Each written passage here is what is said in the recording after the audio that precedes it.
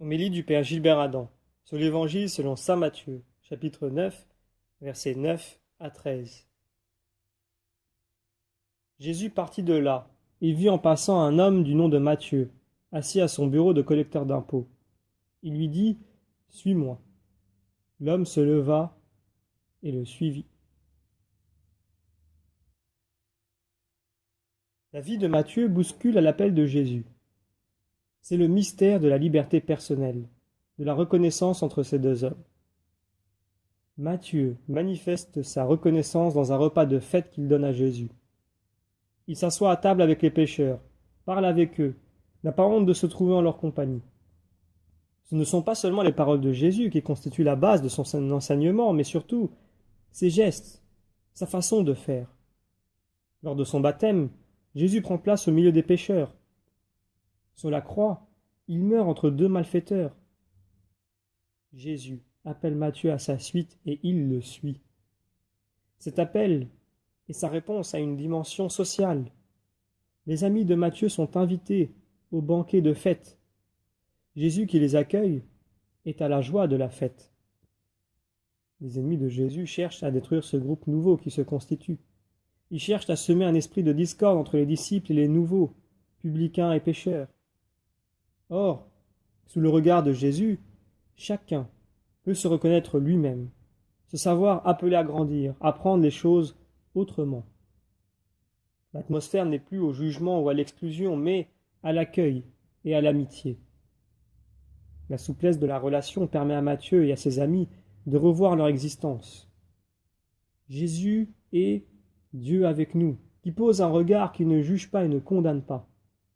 Son regard est fait d'amitié et de miséricorde. C'est le regard qu'il pose sur Matthieu, un regard qui change complètement sa vie. Nous continuons la lecture de l'Évangile.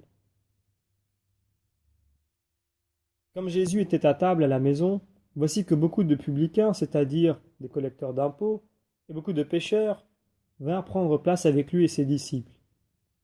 Voyant cela, les pharisiens disaient à ses disciples : « Pourquoi votre maître mange-t-il avec les publicains et les pécheurs ?»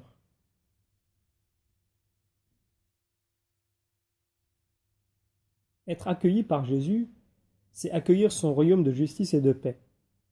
Il s'agit pour nous de vivre dans une communion personnelle et intime avec Dieu, notre Père des cieux. Dieu nous aime, il est venu nous chercher en Jésus. De nous-mêmes, nous ne pouvons pas accéder à la vie divine. C'est un don de Dieu. Être sauvé, c'est accueillir cet amour de Dieu qui nous établit dans une relation nouvelle avec lui. Nous sommes placés par amour dans cette relation d'amour infini qui existe entre le Père et le Fils dans l'Esprit Saint. Être sauvé, c'est être aimé et participer à l'amour de Dieu. Dès lors, nous comprenons que cette justification ne peut être gratuite. On ne peut prétendre s'imposer dans une relation amoureuse. L'amour ne se paye que par l'amour. En choisissant Matthieu, Jésus fait un geste qui provoque les pharisiens. Il ne se contente pas d'appeler un pécheur comme apôtre. Il ose faire table commune avec lui. Nous terminons la lecture de l'Évangile. Jésus qui avait entendu déclara : « Ce ne sont pas les gens bien portants qui ont besoin du médecin, mais les malades. » Allez apprendre ce que signifie « Je veux la miséricorde et non le sacrifice ». En effet, je ne suis pas venu appeler des justes, mais des pécheurs.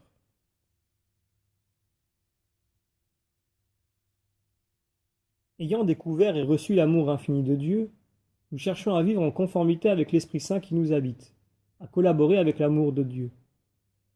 Dieu nous accueille au sein de l'amour trinitaire. Nous exprimons cette réalité spirituelle par notre bonne volonté orientée vers la coopération active du royaume de Dieu. Notre foi, vécue en acte et en vérité, développe une communion effective avec nos frères. Dieu veut la tendresse et la miséricorde, et Jésus nous invite à suivre son exemple. C'est dans les petites actions de tous les jours que notre foi se révèle. Guéris par le Christ, nous sommes transformés en lui, enrichis de son amour. Notre salut est un don gratuit de Dieu. L'action de Jésus a des conséquences sur nos relations avec nos frères.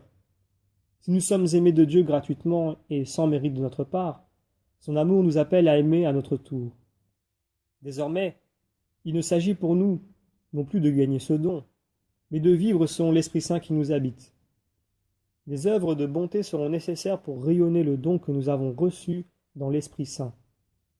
C'est dans le Christ, sauvé par sa passion et par sa résurrection, que nous faisons la paix entre nous et devenons des artisans de paix. Demandons à Jésus la grâce d'entendre cette parole.